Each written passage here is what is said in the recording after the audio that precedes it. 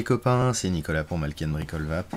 Alors, vidéo numéro 2 pour la petite bottom feeder Podbelly Smart PWM V3. Aujourd'hui, on va faire le traçage et la préparation du berceau ainsi que les perçages. Alors, pour le berceau, déjà ça va être rapide. Comme je vous disais dans la vidéo d'introduction, je pense que sur celle-ci je vais utiliser un berceau personnalisé imprimé en 3D, du coup j'aurai pas de modification à faire dessus. Pour ceux qui n'ont pas accès à ça et qui vont utiliser un berceau Keystone de chez Modemaker ou autre, la modification va être toute simple, donc je la ferai pas parce qu'il n'y a pas d'intérêt. Si vous voulez me voir travailler à la Dremel, il y a les modifications de berceau sur d'autres vidéos. Là, la modification donc à faire, ça sera juste faire sauter la butée ici, de manière à pouvoir faire un pont sur le bas de votre berceau. Et sur le côté ici, enlever une bonne partie de cette butée. Tout l'angle est bien creusé de manière à ce que votre berceau puisse se plaquer au bord et venir surtout au fond. Voilà. Pour les contacts, moi ce que je fais, j'appuie dessus, je les rentre dedans et je fais mes soudures dessus. Ensuite 2 couches de Chatterton minimum, voire même un peu d'époxy, et ça bougera pas.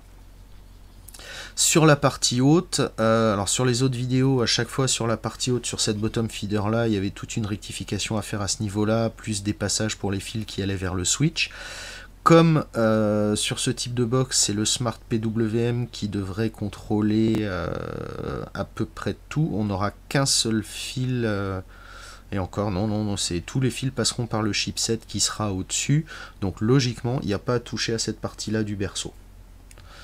Donc juste la partie basse, vous enlevez la butée, vous enlevez le coin, vous faites votre pont, vous protégez électriquement. Donc ça vous le trouvez sur les autres vidéos si vraiment vous avez besoin de le voir faire. Pour le perçage de la box, alors déjà pour bien prendre des éclairages corrects, donc vous avez toutes les dimensions des box sur Modemaker. Sinon vous pouvez utiliser règle ou pied à coulisses. Voilà, donc là je suis à 26, 17, les 17 c'est à cause de mes épaisseurs de scotch. Pour prendre vos mesures correctement, moi ce que je montrais dans les autres vidéos, j'utilise une planche de bois avec les dessins des enfants, normalement assez plate, qui me sert à poser ma box avec un bon angle droit. Et ensuite, bon, évidemment celle-ci va être trop courte, et ensuite je me sers d'une autre planche pour faire un équerrage correct. Et je viens embuter pour faire mes mesures de box. Comme ça, même si vous êtes sur des côtés arrondis ou autres, vous êtes bien à angle droit et c'est plus pratique pour mesurer. Alors, sur cette vidéo, j'ai investi, attention, ça rigole plus, j'ai acheté une équerre, voilà. Donc du coup, j'ai juste qu'à placer ma box comme ça, venir prendre mes mesures à angle droit, ça sera beaucoup plus pratique pour moi. Donc je vais utiliser ça plutôt que mes planches de bois, ça sera un petit peu plus précis, mais vous avez vu sur toutes les premières box avec les planches de bois, j'y suis très bien arrivé. Au pire, si vous avez un petit décalage, ça se rattrape après avec les petits rouleaux de papier de verre dans les trous à la Dremel. Donc le perçage. Même topo que cette box pour les emplacements. Là, j'ai mesuré. Donc, pour le pin 510, il faudra que vous faites un perçage à 12. Et pour son positionnement, il faut prévoir 16,2 mm. Alors, ces 16,2 mm, ça correspond au diamètre maximum de la bague de serrage. Si vous prévoyez moins, forcément, vous ne pourrez pas la glisser, vous ne pourrez pas serrer. Donc, j'ai mis 16,2, du coup, je prévoirai 17. Toutes les mesures, là, je vais les arrondir au supérieur. Le switch, on est sur du perçage à 12 et 15,8 mm pour la bague. Donc pareil, ça, je pense que je prendrai un bon 17 histoire de ne pas être embêté. Le potentiomètre, donc c'est un perçage à 16 pour son habillage, bezel, et 21,8 pour la bague. Ou 12,8 si vous décidez de poser juste le potentiomètre. 12,8, je vous conseille de percer à 12,5 et d'ajuster après à la Dremel, quoi. Ou à 12 si vous n'avez pas, mais ne percez pas à 13 directement, ça sera pas joli. Ça, enfin, il y aura, c'est trop un mini, enfin c'est trop 0,2 de jeu là sur le potentiomètre. Vaut mieux y aller mollo à la Dremel. Bon, après, si ça vous gêne pas, qu'il y ait un petit peu de comment dire, de jour autour du potentiomètre, ça se verra pas trop avec l'époxy, vous pouvez percer à 13, hein, vous gagnerez du temps. Voilà, c'est le temps et le rendu, c'est toujours deux choses qui sont un petit peu en opposition, le tout c'est de trouver la bonne balance, je pense, entre une finition correcte et un temps excessif sur le montage des box. Moi je sais que là je compte pas mon temps, donc j'essaye de faire au mieux possible pour un amateur. Alors, le bouton Skunk, là, vérifiez-les, parce que ça, c'est, comme je disais, les boutons creux, les autres n'ont pas tout à fait la même dimension. Donc, celui-là, il est à 12 piles. Ça, c'est un creux aussi, 12 piles. Si vous avez un autre modèle, vérifiez-le. Mais bon. Donc, Skunk, c'est un perçage à diamètre 12. Ça sert à rien de mesurer derrière parce que de toute façon le bouton sera suffisamment haut. Lui, bon, on va commencer par le tracer, lui, ça sera aussi simple. Donc pour son emplacement, vous avez votre bouteille qui va venir comme ça, donc forcément elle descendra pas plus bas que cette butée. Vous le voulez à peu près au milieu de la bouteille. Là c'est une mesure, j'ai envie de dire approximative, quoi. Ne le mettez pas trop bas. S'il est trop bas, ça appuiera sur le bas de la bouteille, ça risque de vous la déformer. Ne le mettez pas trop non plus, parce que forcément, si vous venez forcer sur le capuchon métallique, ça marchera moins bien. Donc, essayez de le mettre à peu près au milieu de la bouteille.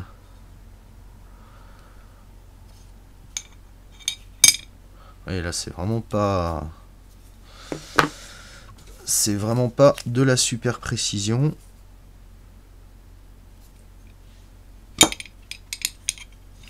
Voilà, là je pense qu'il sera pas mal.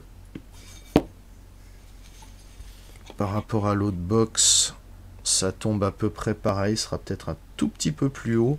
Mais bon, c'est pas grave, je le trouvais un peu bas sur celle-ci de toute façon.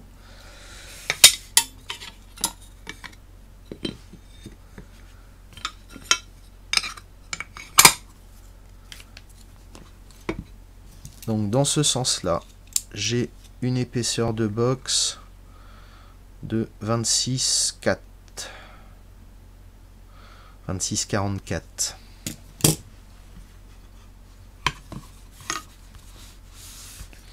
Donc je viens placer ma box correctement sur mon équerre.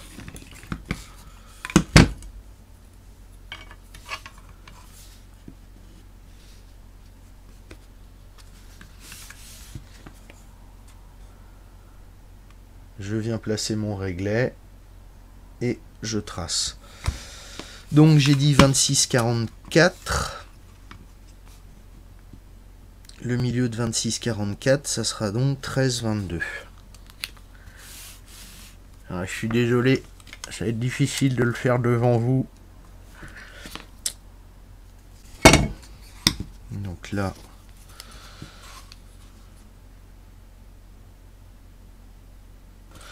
je suis bien au milieu.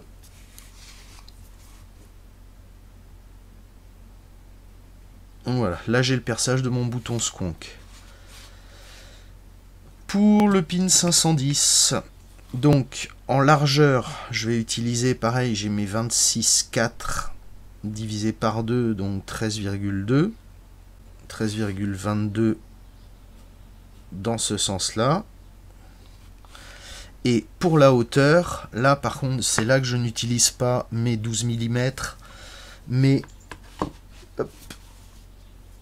les 15,8. Donc 15,8, 16, comme je disais, je vais prendre 17, allez, voire même 18, comme ça va tomber pile. 18, donc 9 mm. Quand je divise par 2, vous avez ici l'espèce de rebord qui contient l'aimant. Forcément, vous ne pourrez pas visser dessus. Du coup, en partant du rebord, il faut que je descende de minimum 9 mm. Alors ce que je vais faire, là, je place mon réglet à l'intérieur au maximum du rebord. Et il faut que j'arrête de vous parler avec le bouchon de crayon dans la bouche, c'est pas une bonne idée.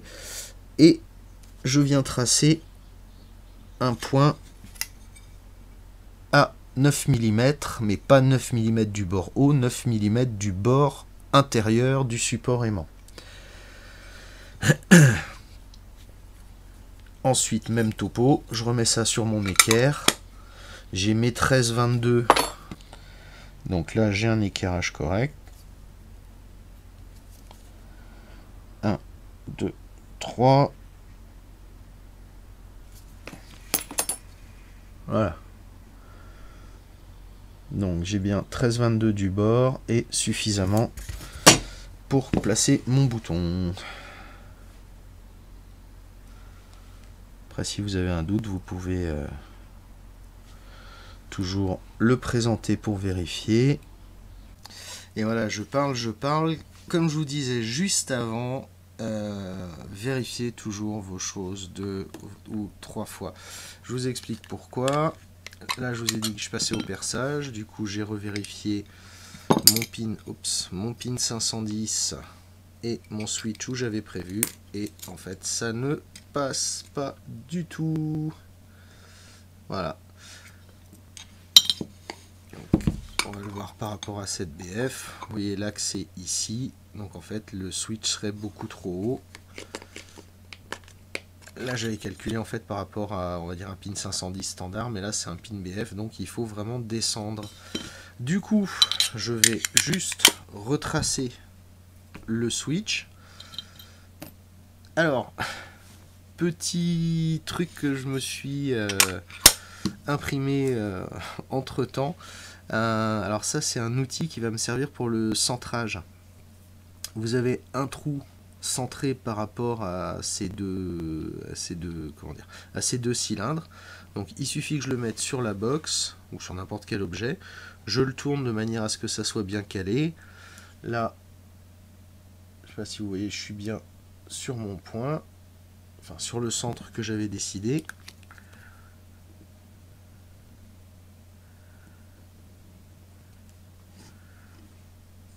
Voilà.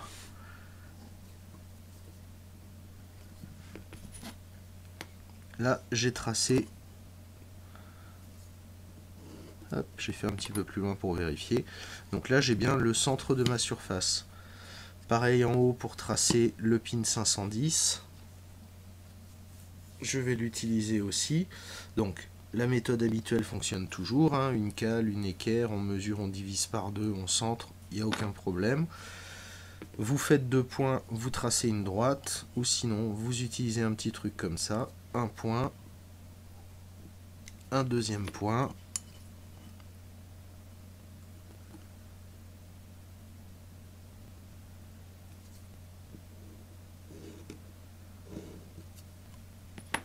voilà, et là j'ai bien l'axe de ma box.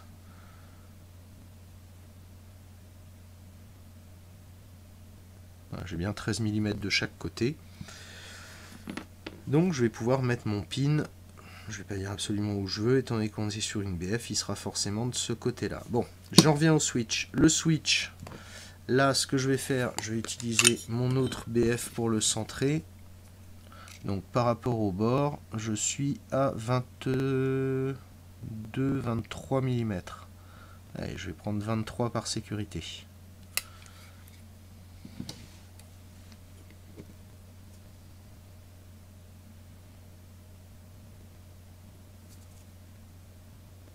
Du coup, ça tombe ici.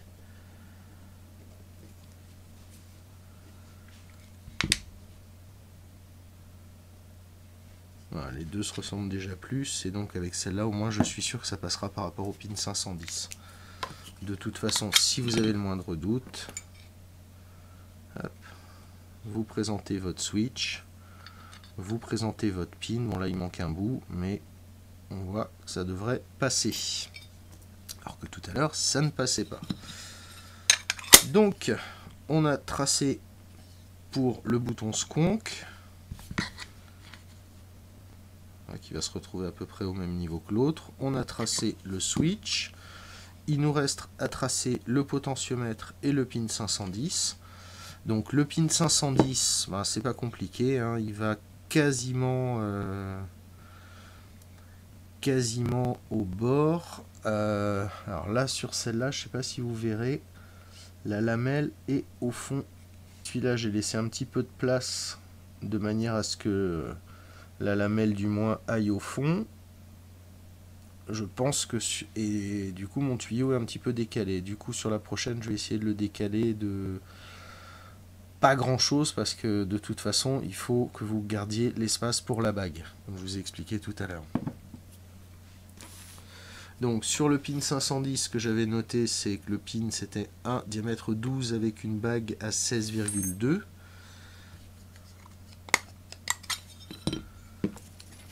Là, vous voyez le bourrelet intérieur. Il faut que vous réserviez au moins 6 mm. 6 mm plus la moitié de 16,2 pour le centre. Donc 8,1 et 6, 14,1. Donc normalement, en partant du bord et en mettant avec 14,1, je vais mettre 15.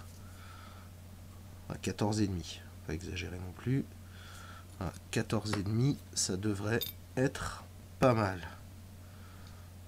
Ouais, à vue de nez, ça passe. Et pour le potentiomètre, donc là pareil, je l'avais emmené un petit peu trop près du pin. Du coup, je vais prévoir moins large. Donc sur le côté, pareil, on a un bon 6 mm à réserver à cause du support pour les aimants. Donc sur le potentiomètre, 21,8, j'avais dit pour la bague de serrage qui vient autour de l'habillage, du bezel. Donc 21,8 divisé par 2, 10,9. Je dis pas de bêtises, ouais, c'est ça. 10,9 plus les 6 mm, 16,9, donc 17 mm. Là, je vais rajouter 2... Ouais, je vais prendre 17, 18. Bon, du coup, je vais mettre 18 mm.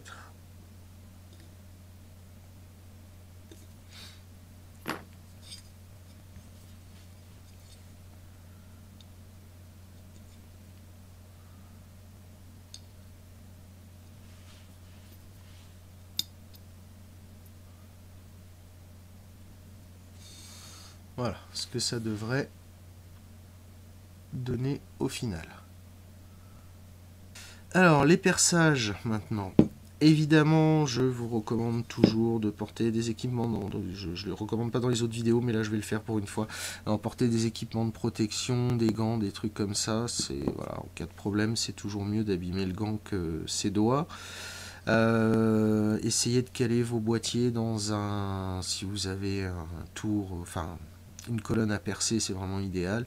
Si vous n'avez que perceuse ou des choses visseuses, enfin des choses comme ça, essayez de caler ça au minimum dans un établi, dans un étau. Alors, dans un étau en protégeant avec des plaques de bois pour éviter des martyrs, pour éviter d'abîmer votre boîtier. Surtout sans trop serrer, parce que c'est quand même très malléable l'alu. Surtout la porte, si vous déformez l'ensemble, bah forcément vous aurez un boîtier qui fait clac-clac après, c'est pas génial. Voilà, sur les forêts à utiliser, toujours les mêmes fraises étagées. Pour rappel, ben là vous avez 2 fois le même diamètre. Donc il y a la longue qui permet de percer d'en haut, qui est franchement déconseillé pour percer sur le côté, parce que c'est sûr vous allez aller taper le bord en face. La courte pour les mêmes diamètres. Et la grosse pour aller jusqu'au 16 pour le potentiomètre. Donc là j'ai 3 trous à faire. 4 trous à faire, pardon. Le bouton sconk en 12, le potentiomètre, le switch en 12, le pin en 12 et le potentiomètre en 16. Voilà. Ensuite, j'égaliserai tout à la Dremel. J'ébavurerai tout à la Dremel et je verrai si tout va en place. Allez, c'est parti pour les perçages. Donc là, comme vous l'avez remarqué, on est sur un établi. Alors faites bien attention. Donc là, j'utilise un forêt un petit peu plus petit. Donc j'ai pris du 3,5.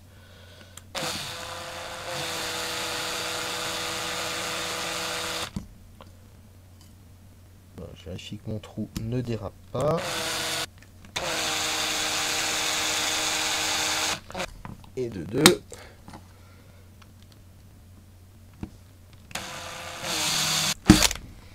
Et de 3. Voilà, et de 4. Programme de la soirée réussi. Vous avez appris à compter jusque 4. Merci Nico. On a nos 4 trous. Je sais pas si vous avez fait gaffe, quand j'ai percé, j'étais obligé d'utiliser différentes vitesses. Normalement, des matériaux tendres comme ça, vous devez sortir un copeau continu. Vous devez percer doucement avec des forêts bien affûtées et sortir un copeau continu. Ça vous évitera de faire chauffer vos forêts. Voilà, c'était l'astuce bricolage du jour. Pareil, quand vous avez fini de percer, pensez à sortir les copeaux de votre box. Là, vous voyez, tout à l'heure, je parlais des bavurages. C'est pas inutile, hein, on voit qu'il y a déjà pas mal de petits copeaux d'aluminium et il y en aura avec la fraise. Alors, fraise courte, je vais avoir 2 trous à 12 à faire. Même topo, bien sûr, tout sécurisé dans l'établi. Hein. Donc, le premier trou pour le bouton skunk à 12. Le switch. Donc là, je vois que mon pré-trou sur le pin 510 est un petit peu décentré. Du coup, quand je vais percer, je vais forcer sur la droite pour rattraper ça. Et ensuite, à les bavurages, je rattraperai à la Dremel ce qu'il faut. Et le dernier trou à 16. Donc là, repérez bien 16 sur votre fraise étagée. N'hésitez pas à mettre un scotch pour ne pas aller trop loin. Comme j'ai déjà dit, la mienne, forcément, à force de s'arrêter à 16, j'ai une marque naturelle qui s'est faite dessus, quoi. Donc le scotch, ça sert au début, au bout de 3-4 box, sur des fraises et des forêts étagées comme ça, vous n'en avez plus besoin, quoi. Allez, c'est parti. Donc là, je suis presque à 16.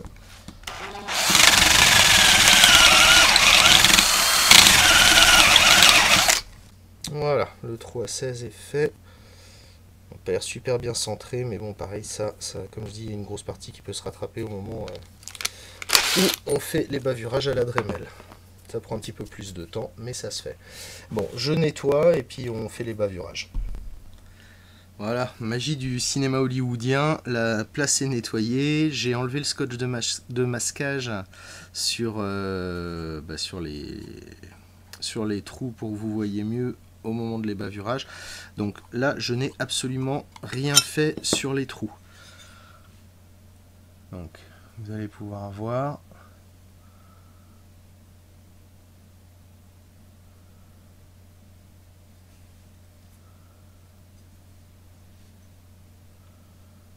Ouais, on voit très nettement des copeaux. Donc c'est pas énorme, mais ça peut vous embêter. Alors là, j'ai percé bien droit. Vous allez voir, les premières fois que vous utilisez une fraise étagée, vous aurez tendance à faire des trous un petit peu biseautés de peur d'aller trop loin ou autre. Donc de toute façon, d'office, vous pouvez ébavurer. Donc pour les bavurages, moi j'utilise les petits rouleaux en papier de verre montés sur Dremel avec l'outil déporté. Il n'y a pas forcément besoin de tourner trop vite.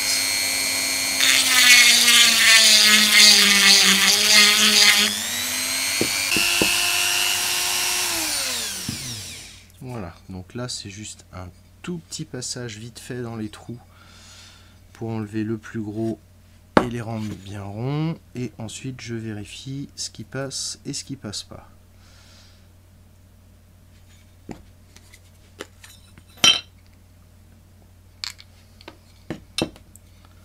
Alors déjà le bouton skunk,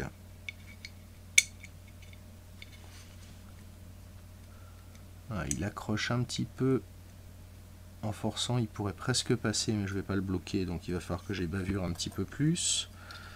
Au niveau du switch, bon là ça rentre sans aucun problème. Au niveau du pin, Donc pareil, ça rentre sans aucun problème.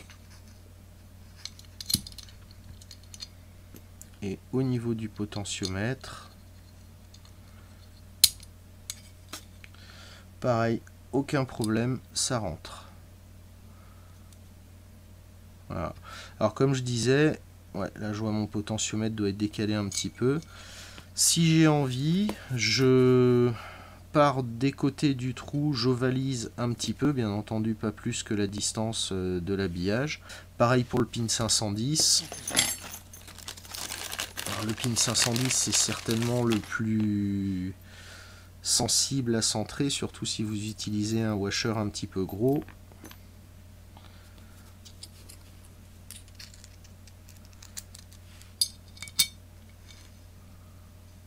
Ouais, bon, là, il n'y a absolument rien à dire, il est centré parfaitement. Il est centré parfaitement, donc j'aurai pas de problème. Il va falloir que je rattrape juste un tout petit peu le potentiomètre.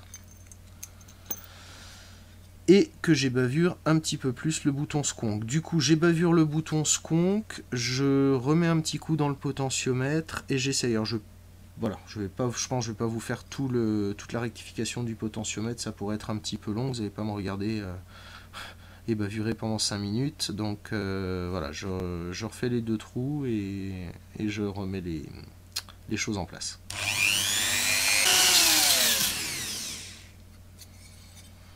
Voilà, donc le bouton sconk,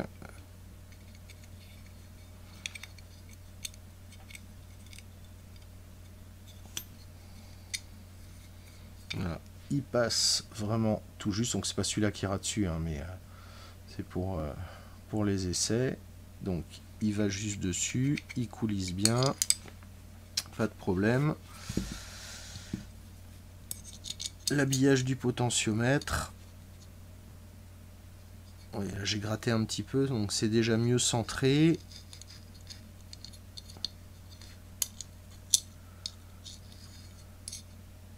Donc je peux encore me permettre de gratter un petit peu. Si vous avez peur d'aller trop loin, parce que c'est vrai que c'est pas forcément évident de voir ce qu'on a gratté, vous faites juste un tout petit trait de ce que vous avez à rattraper au crayon noir. Et comme ça, bah, vous le verrez disparaître. Et si vous n'avez plus de noir, vous arrêtez, vous réessayez. Il vaut mieux vous arrêter 3-4 fois, réessayer plusieurs fois, que d'aller trop loin. Et là, vous voyez, j'ai dérapé un petit peu ici. J'ai dérapé un petit peu ici sur le bord. Du coup, je ne vais pas pouvoir me permettre de gratter trop. Mais bon, je vais quand même essayer de le centrer un petit peu mieux. Et ça sera pas mal.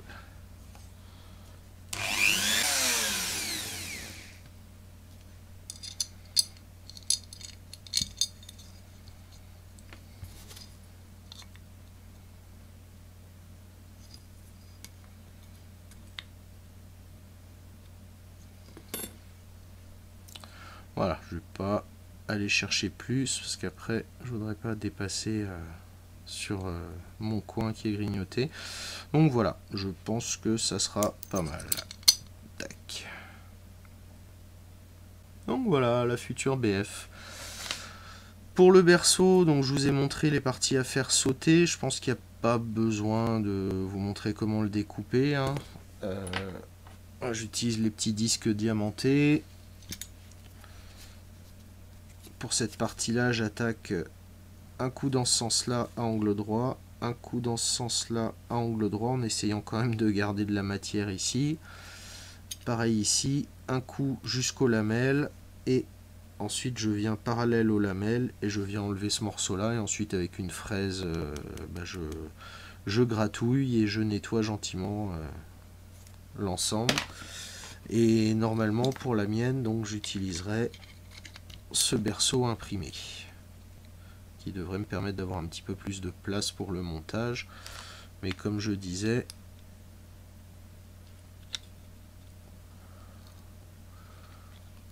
ouais, j'aurai un petit peu plus de place, mais c'est pas non plus démentiel, quoi. Je vais gagner allez, 3 mm. 3 mm. Enfin, sincèrement, je dis c'est pas démentiel, 3 mm, on est content de les avoir sur un montage de box, hein. Je pense que la prochaine fois, on va attaquer les soudures du Smart directement. Hop. Donc là, je ferai sans doute des vidéos en gros plan de toutes les soudures que je fais sur le Smart, plus vous détailler un petit peu le câblage. Donc ça sera voilà, une vidéo chipset. Ensuite, on aura la mise en place des connecteurs du berceau, les soudures, le prémontage de la box, les dernières soudures, donc encore 2-3 vidéos, quoi. Une sur le chipset, une sur on va dire le pré-montage final et le montage final. Donc c'est ça, ouais, 3 vidéos et on devrait en voir le bout. Voilà. Bon, bah écoutez, moi, je vous remercie d'avoir regardé cette vidéo jusqu'au bout. Encore, je radote, chaque fois je dis ça, mais j'espère que ça vous sera un minimum utile. N'hésitez pas à lâcher un petit pouce bleu avant de partir, ça fait toujours plaisir. En tout cas, moi je vous dis merci d'être là, à bientôt pour de nouvelles vidéos, et à très vite pour la suite. Allez, ciao les bricolos!